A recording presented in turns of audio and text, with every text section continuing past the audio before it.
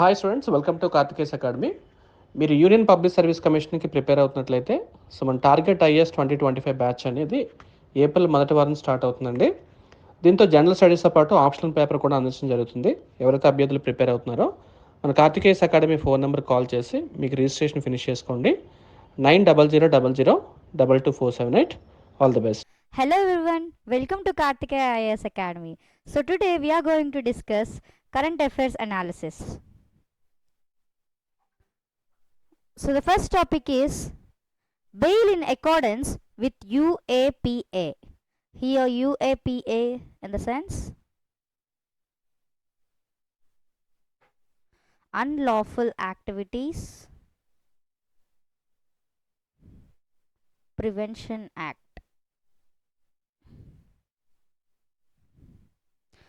So, government policies and interventions. Coming to the context, in a recent ruling, the Supreme Court denied bail to an accused member of an alleged Khalistan module, citing the Unlawful Activities Prevention Act as the exception to the norm that bail is rule. So, the main norm is bail is rule. So, how did bail provisions changed under UAPA? So ఒక్కొక్క point of టైంలోని UAPA bail provisions ఎలా change అయ్యాయో మనం ఇప్పుడు చూద్దాం. 2008 Section 43D5 of the UAPA Amendment Act 2008 mandated that a court deny bail if there were reasonable grounds to assume the accused cases was initially true. The accused must persuade the judge that it will be illogical to accept the allegations as true at face value.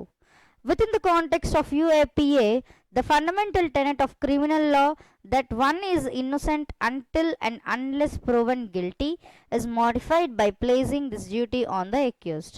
So in 2016, despite the strict provisions of Section 43D Class 5, the judiciary granted bail in the Angela Harish Sontake versus State of Maharashtra case. So this was done in light of the lengthy custody period and the likelihood of a speedy trial, underscoring the importance of striking a balance between the accused's time in jail and the alleged offense. So in 2019, a limited interpretation for Section 43D Class 5 was proved by the National Investigation Agency Jahur Ahmad Shah Watali ruling, so which mandated that the court accept the NIA's versions of events without considering the case merits. This makes it difficult to obtain bail after NIA frames changes. So here the NIA refers to National Investigation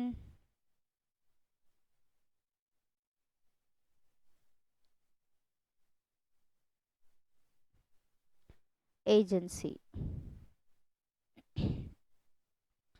So Union of India KA 2021 Nazim, the Supreme Court brought attention to the prospect of granting bail on the grounds that protracted detention, being held in jail or prison, violates Article 21 rights. So the Delhi High Court distinguished between evidence and NIA conclusions in the state of NCT of Delhi. So here the NCT, State of NCT of Delhi. NCT here, National Capital Territory.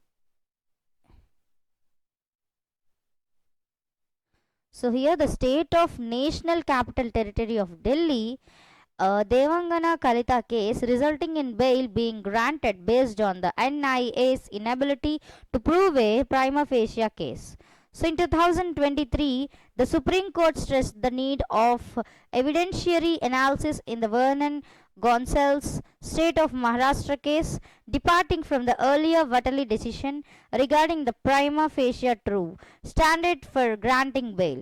But in the most recent case, a two-judge bench disregarded the Gonsalves decision and solely applied the Vatali precedent while denying bail. So, the inconsistent interpretations by several benches cast doubt on the uniformity and the implementation of UAPA's bail requirements. So, what is UAPA? We'll see. Coming to the context, the Unlawful Acts Prevention Ordinance was enacted by the President on June 17, 1966. So, UAPA, it was enacted by the President on June 17, 1966. So, with the goal of enabling the more efficient prevention of unlawful activities of individuals and associations. So, the government withdrew the strict regulation after it caused a ruckus in Parliament upon its presentation. The ordinance was later suppressed by the Unlawful Activities Prevention Act of 1967, which was different. So, about the purpose of UAPA is to combat terrorism and stop illegal activity. Anti-terror law is another name for it.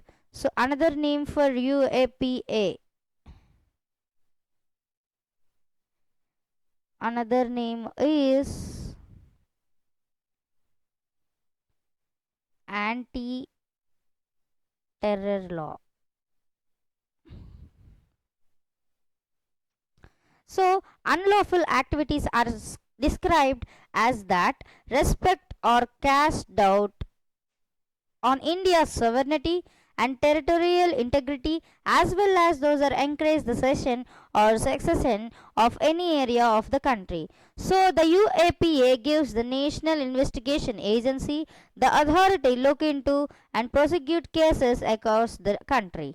So, the changes.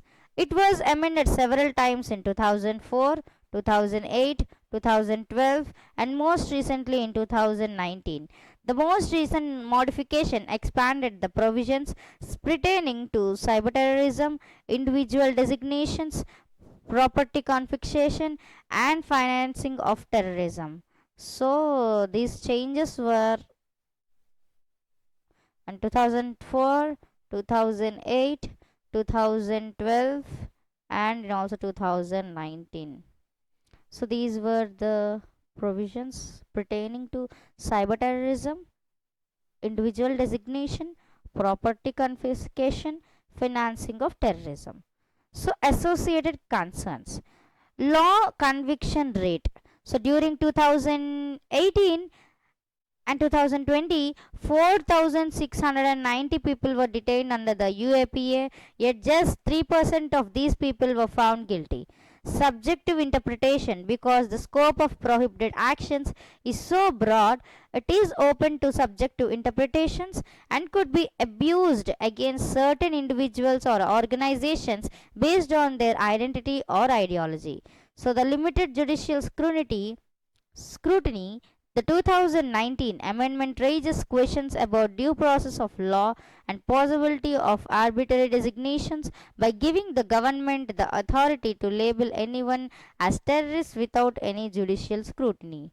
So the way ahead, enhanced monitoring, putting in place strong monitoring procedures to stop UAPA from being abused, such as conducting routine evaluations of how it is being applied and bolstering judicial oversight to guarantee compliance with human rights and constitutional norms. Clearer definitions in order to reduce subjectivity and possibility of misuse. The definition of prohibited acts need to improve and narrowed down. Time bound trials and investigations to avoid extension detentions and guarantee effective legal procedures. Set down precise deadlines for trials and investigations. So, coming to the next topic, treaties for bilateral investment. So, related to Indian economy. Coming to the context, in order to increase the amount of foreign direct investment (FDI), the Indian Finance Minister announced the presentation of the interim Union Budget 2024 to 25 that India will be negotiating bilateral investment treaties with its trading partners. So, this announcement comes at a time when India's bilateral duties have dried up more so since the implementation of model bit in 2016. So what are all the bilateral investment treaties? So let's see. Bilateral investment treaties are reciprocal agreements between two countries. So it is an agreement between two countries to promote and safeguard foreign private investments in each other's territories.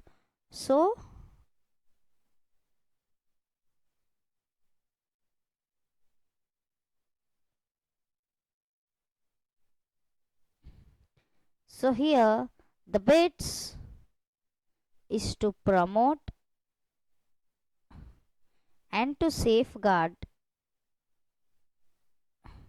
foreign private investments in each other territories. So in the mid 90s, the Indian government introduced bids to offer favorable conditions and treaty based protection to international investors and investments. So what are all the minimum guarantees? So bids create minimum guarantees between two countries regarding the treatment of foreign investments, such as national treatment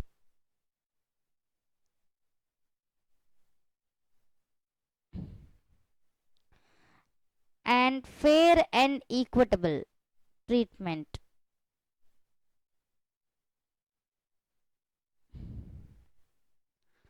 Next one is protection from expropriation.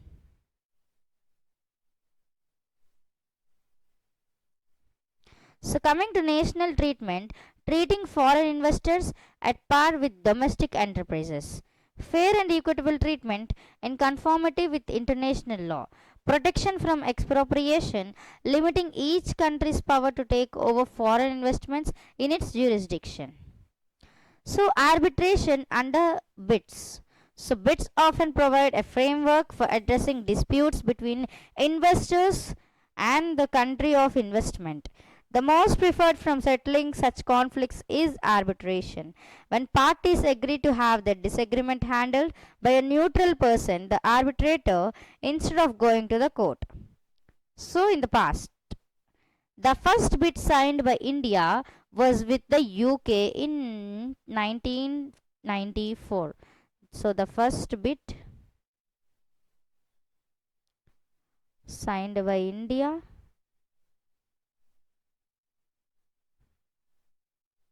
with UK in 1994. The bid regime garnered notice in the year 2010 with the settlement of first ever investor treaty claim filed against India. So in 2011, India received its first unfavorable award in a case coming out of the Australia-India bid, White Industries versus Republic of India, where the India government was compelled to pay USD 4.1 million by the International Chamber of Commerce. By 2015, India faced 17 documented bid claims, notably included one with Cairn Energy PLC, a British oil and gas company, resulting in a USD 1.2 billion award against the Indian government. So given the burden that was being put on the public exchequer, the government was obligated to review 1993 bid concept. This led to the acceptance of the 2016 model bid, resulting in the government terminating 68 of the 74 treaties it had executed till 2015 with a request to renegotiate terms based on the amended language. The adoption of 2016 bid model was perceived more as knee-jerk protectionist against action rather than a thoughtful and calibrated effort to encourage foreign investment. So what have been the challenges with 2016 model bid? Narrowing definition of investment. Model bid restricted the definition of investment that needed to qualify for bid production.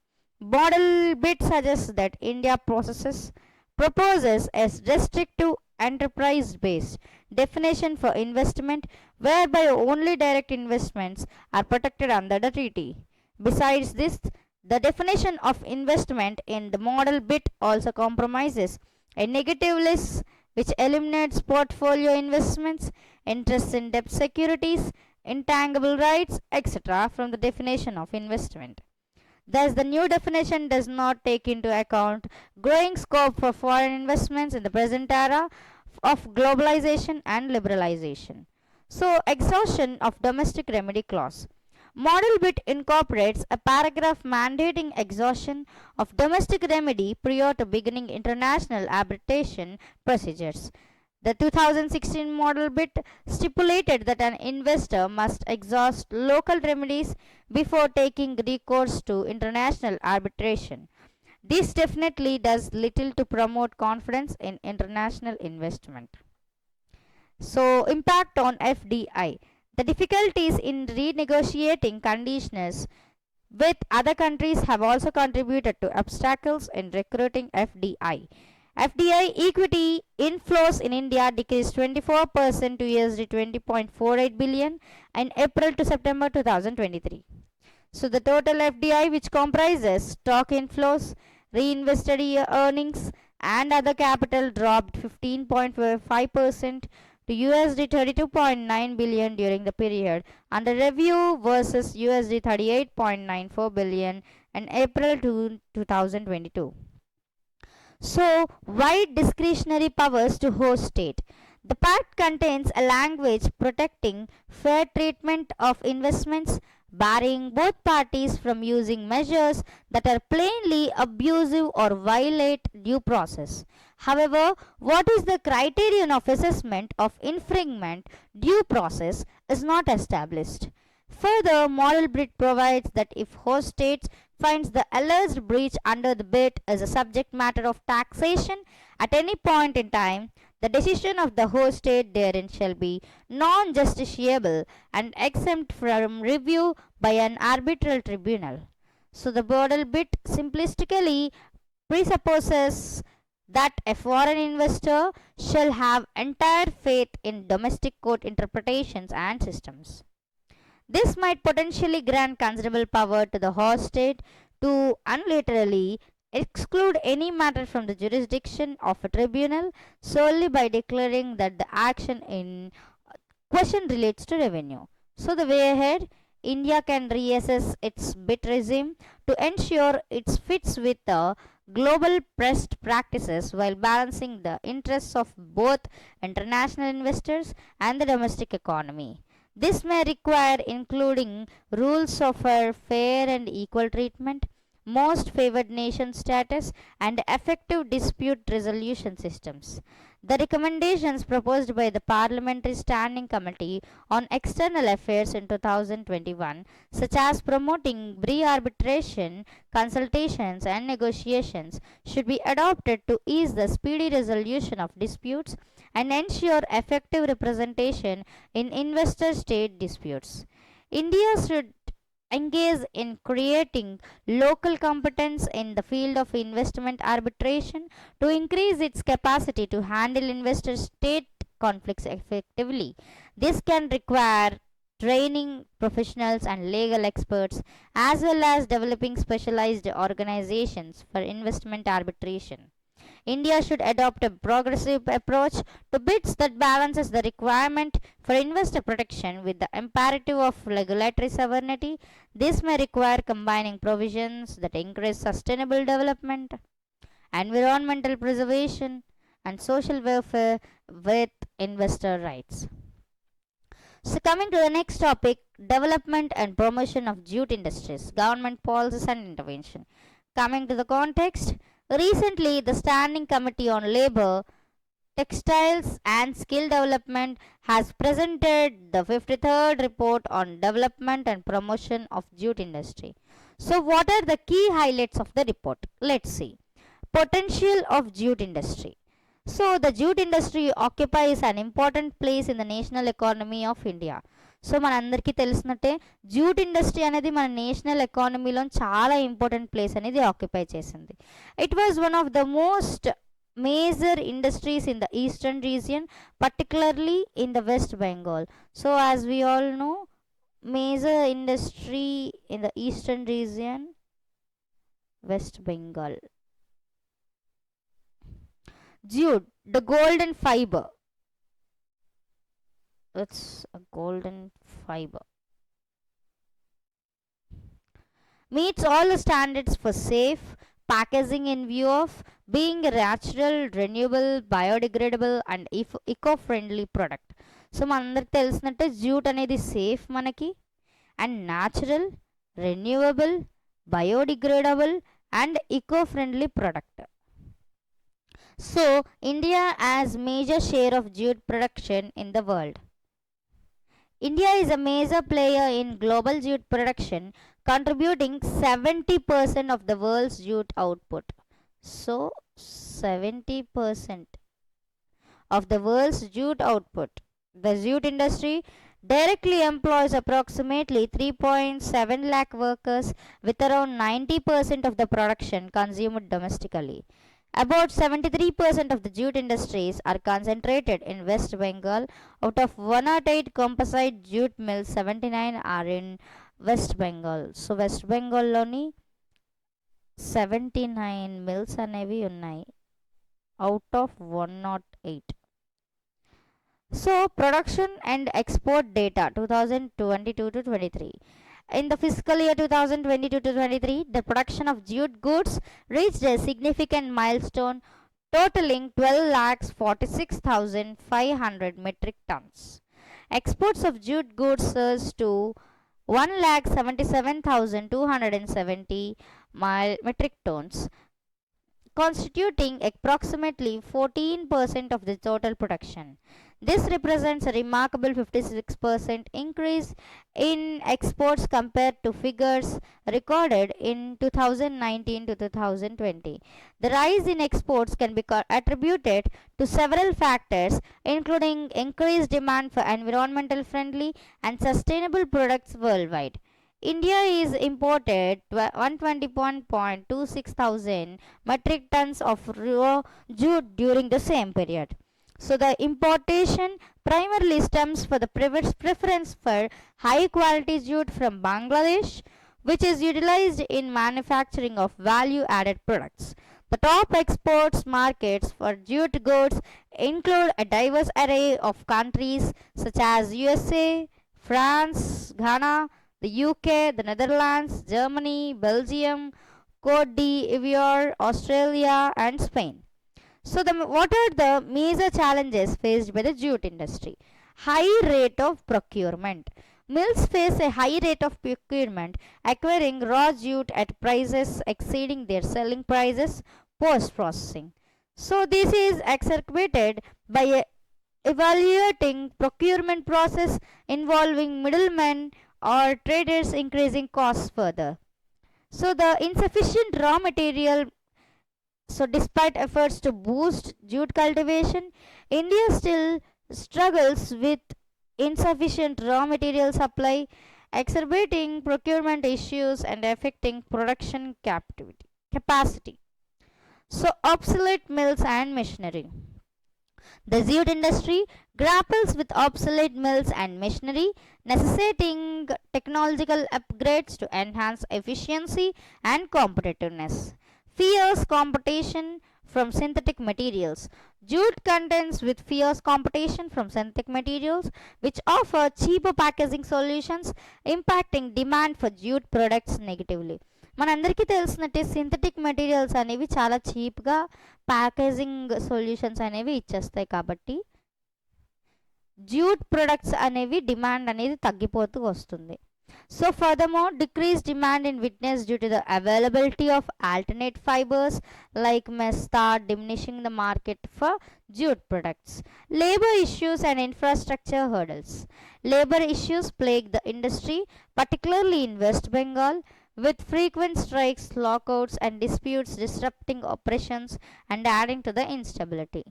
Infrastructural bottlenecks such as inadequate power supply, transportation challenges, and limited access to capital impede the industry's sustainability efforts, hindering and growth and modernization initiatives.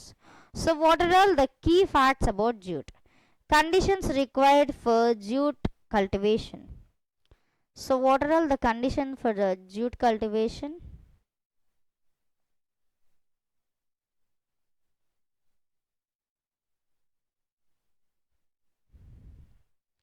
So first one is temperature.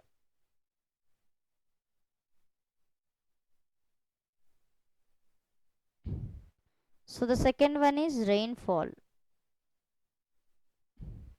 The third one is soil type.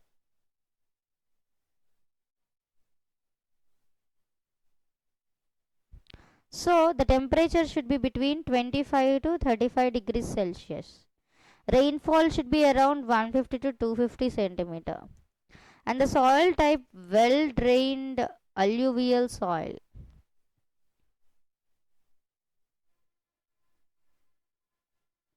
So jute production. India is the largest producer of jute, followed by Bangladesh and China.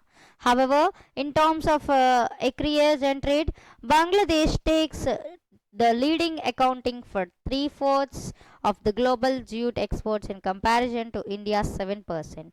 Jute crop cultivation is concentrated in three states, namely West Bengal, Assam, and Bihar, accounting for 99% of the production.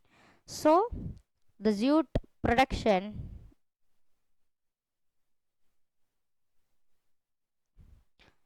is mainly concentrated in three states. First state is West Bengal, the second one is Assam, and the third one is Bihar.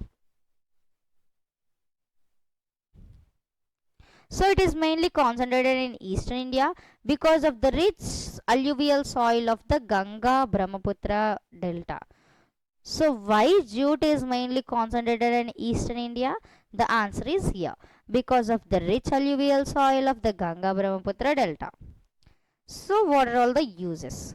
It is known as the golden fiber. It is used in making gunny bags, mats, ropes, yarn, carpets, and other artifacts. What are all the key recommendations of the standing committee? Modernizing and upgrading technology. There is a need to encourage jute mills to invest in the state of the art machinery and technology to enhance productivity and elevate product standards. Foster partnerships with research institutions to drive innovation and progress. Efficient raw material procurement.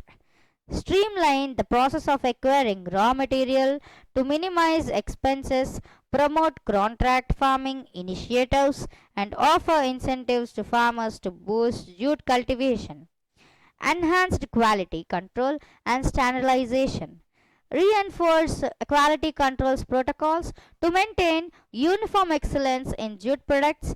Establish and enforce stringent standards for jute goods. So, coming to the skill and enhancement and training, empower jute workers with comprehensive training programs to refine their expertise. Place emphasis on honing skills in weaving, dyeing, and value added process. So, market expansion. There is a need to pioneer exploration into untapped global markets for jute products. Promote jute based handicrafts and lifestyle commodities to broaden market reach. Research and development promotion. Allocate resources for research endeavors focused on advancing jute related innovations. Encourage collaborative efforts between industry players and research entities. So, promoting jute products, launch awareness campaigns spotlighting the eco friendly attributes and sustainability of jute, educate consumers on the merits of choosing jute products. So మనము jute ప్రొడక్ట్స్ని ఎలా promote చేయగలం? ఎంతమందికి అయితే అంతమందికి awareness పెంచితే ఎలా అంటే మనకి జ్యూట్ ప్రొడక్ట్ అనేది ఎకో ఫ్రెండ్లీ అట్రిబ్యూట్ చేస్తుంది. సో సస్టైనబిలిటీ ఆఫ్ జ్యూట్ కోసం చెప్తూ, అలాగే కన్జ్యూమర్స్ అనేది ఎడ్యుకేట్ చేస్తే మెరిట్స్ ఆఫ్ జ్యూట్ ప్రొడక్ట్స్ని చూస్ చేసుకోవడానికి ఎక్కువ సహాయం చేస్తుంది.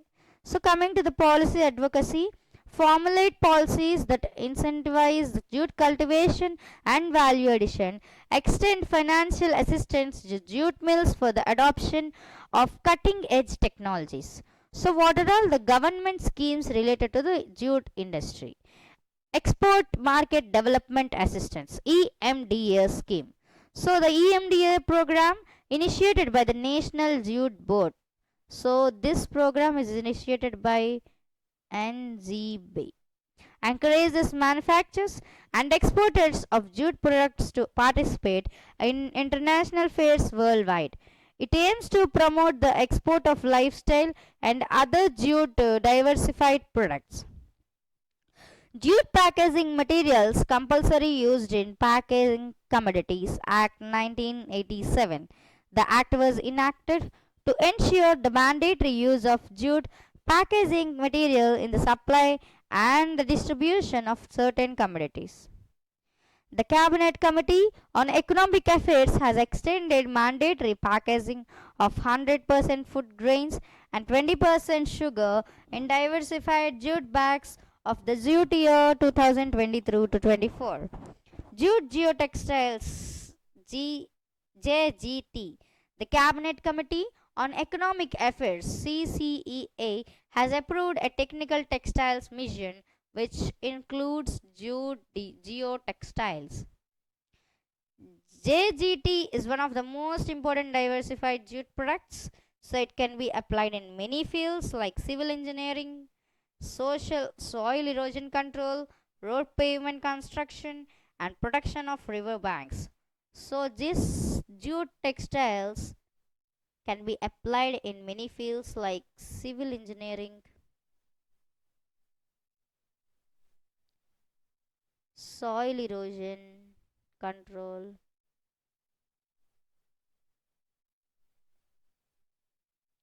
road pavement construction,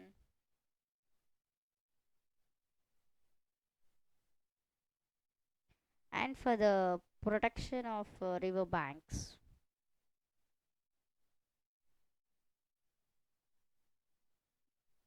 So minimum support price for jute. Jute Corporation of India JCI is the price support agency of the government of India for jute to protect the interest of the jute growers through procurement of raw jute under the MSP fixed by the government from time to time, and also to stabilize the raw jute market for the benefit of the jute farmers and jute economy as a whole. So golden fiber revolution and technology mission on jute and Mesta. They are the two of the government initiatives to boost jute production in India. Due to its high cost, it is losing the market to synthetic fibers and packing materials, and particularly nylon. So coming to the next topic, India's renewable energy vision IREDA. So here the IREDA refers to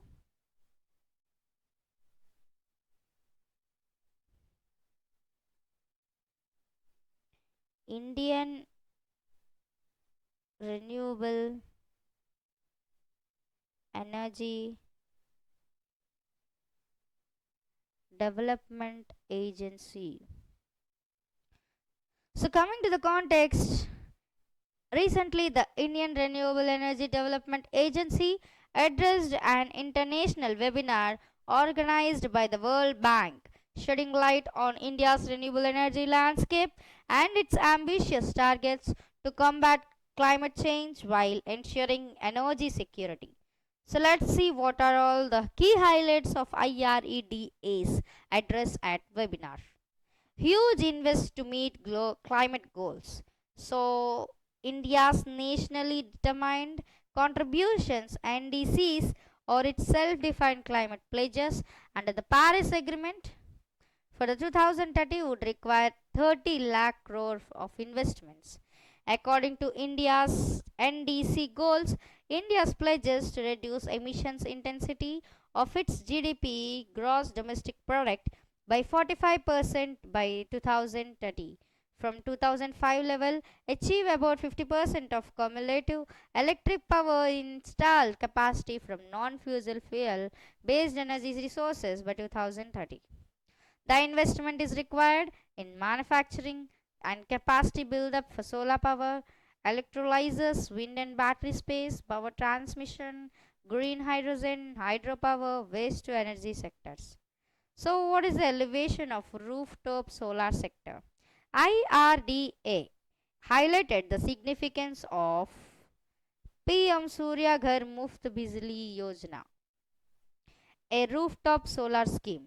This visionary project, backed by an investment exceeding 75,000 crores, aims to solarize 1 crore households by providing up to 300 units of free electricity every month.